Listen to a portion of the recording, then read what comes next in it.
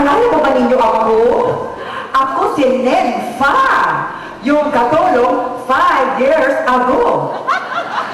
Galing lang ako ng Dubai, nag-domestic helper. Kaya ngayon, susing-susi na ako. Alam ninyo, nagbisita ako sa aking mga relatives at nagbigay ako ng mga pasalubong. At siyempre, hindi ko nakalimutan, bisitahin yung aking paboritong amo.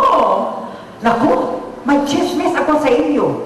Alam ninyo, yung amo ko, iniwanan niya yung asawa niya. Naghiwalay na sila.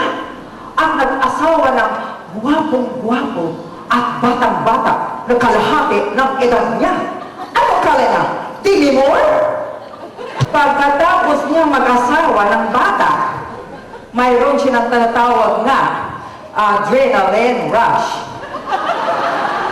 Number 1, kailangan niyang pantayan ang energy level ng kanyang asawa.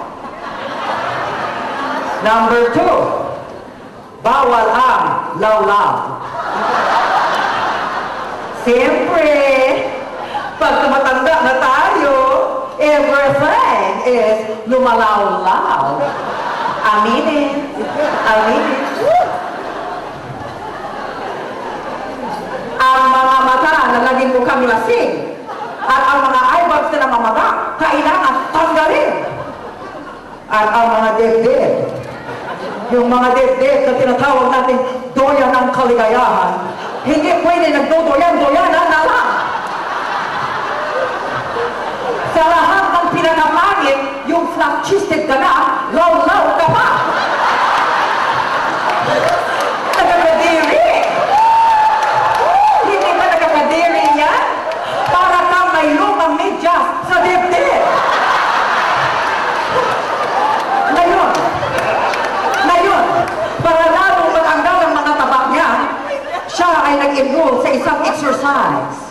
Yung tinatawag na Bili-bili. Ano ba yun? Yung bili-bili dancing.